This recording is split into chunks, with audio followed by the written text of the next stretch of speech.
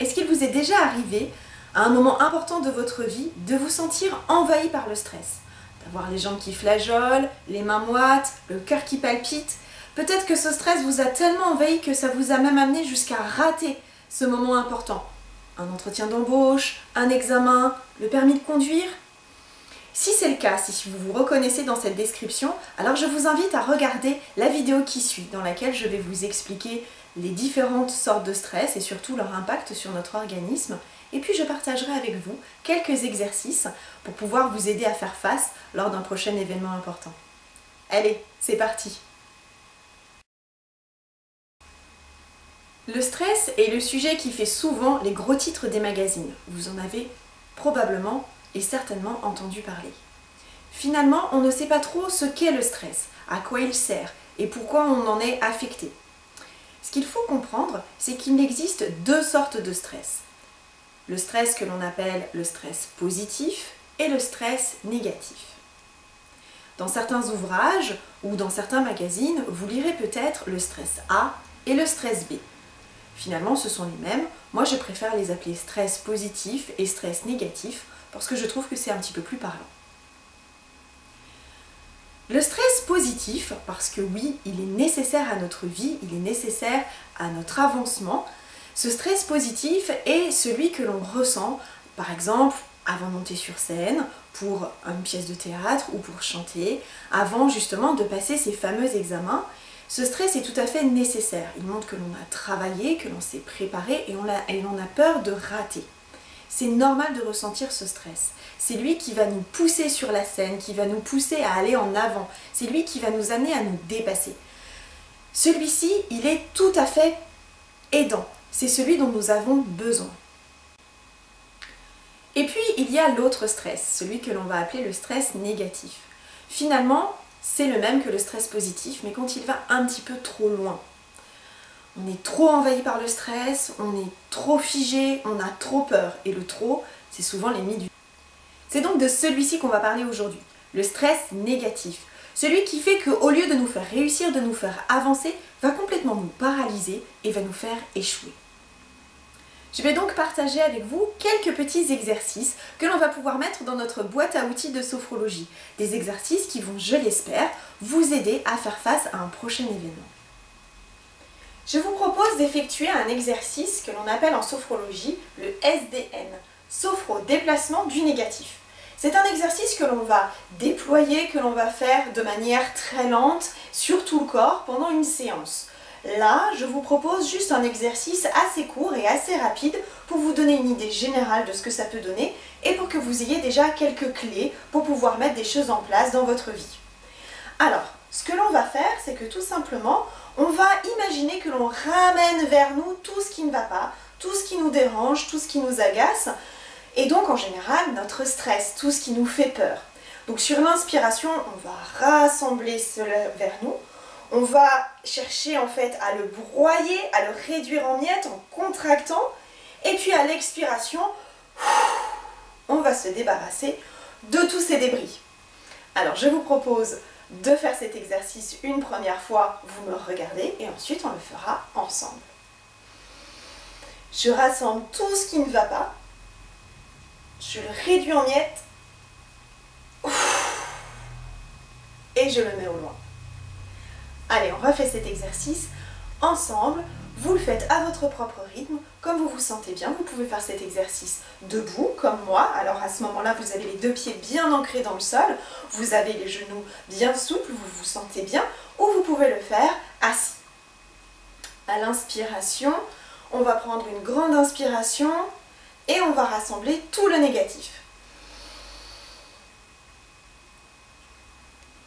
On serre les muscles pour pouvoir réduire en miettes et mettre au loin à l'expire.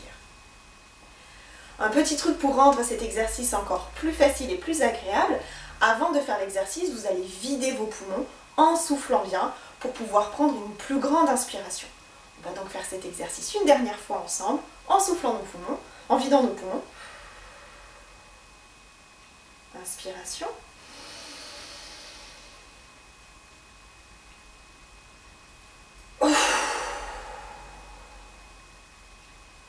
Voilà, c'est un exercice que vous pouvez faire le soir en rentrant après une grande journée de travail pour voilà, évacuer le trop de stress de la journée. Vous pouvez le faire le matin quand vous vous levez, vous pouvez le faire autant de fois que vous voulez dans la journée et surtout vous vous écoutez, vous regardez. Je vous propose surtout de l'essayer à différents moments de la journée, dans différentes postures, assis, debout, pour voir comment vous, au niveau de votre corps, vous le ressentez et pour que vous puissiez adapter cet exercice au mieux pour vous.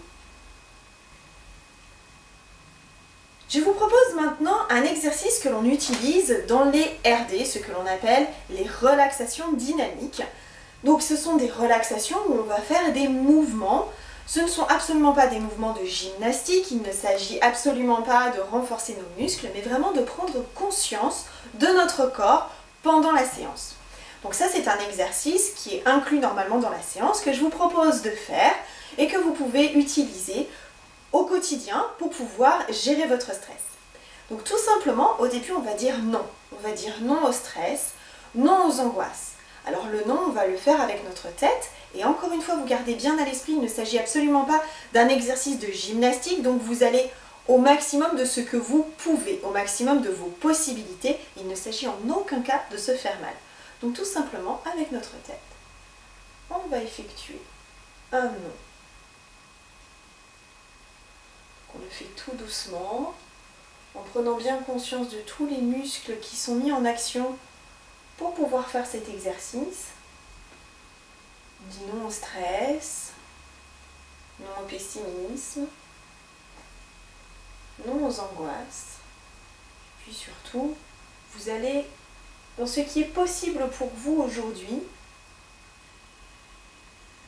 au niveau de votre tête. Et on revient tranquillement en étant de nouveau bien centré. Maintenant qu'on a dit non au stress, on va accueillir à la place quelque chose de beaucoup plus agréable pour éviter que ce stress ne revienne et ne reprenne tout l'espace. Je vous propose donc maintenant de dire oui au positif. Donc on va le faire avec notre tête. Encore une fois, vous le faites à votre rythme et dans vos possibles du jour au niveau corporel. Donc tout doucement, avec notre tête, on va effectuer un mouvement pour pouvoir dire oui. Oui à la joie, oui au positif. Et tranquillement, on ramène la tête au milieu. Voilà, c'est un exercice que vous pouvez faire quand vous en avez envie, autant de fois par jour que vous en avez envie. Et rappelez-vous, comme tous les exercices de sophrologie, plus vous allez les faire et plus vous allez les faire en conscience, plus ils seront utiles. Voilà, n'oubliez pas, ces exercices peuvent être utilisés autant de fois par jour que vous souhaitez. C'est à vous de voir ce qui vous correspond. Ce sont des exercices qui sont des petits outils que nous utilisons en sophrologie et que nous mettons dans nos séances. Mais c'est toujours intéressant de pouvoir les utiliser dans notre quotidien pour pouvoir les parsemer au fur et à mesure de notre journée et de nos ressentis. J'espère surtout que vous allez pouvoir les mettre en œuvre. N'hésitez pas à me laisser des commentaires, à me dire s'ils vous sont efficaces. Et puis moi je vous donne rendez-vous dans 15 jours avec une nouvelle vidéo où nous parlerons encore du stress. Mais cette fois-ci, je vous donnerai des astuces pour faire des exercices avec les enfants. Bye. De faire manquer la tête, je sais que ça va pas. Votre vie, de sentir... on recommence. De gâcher cet événement. Sujet. C'est surtout un sujet qu'on entend.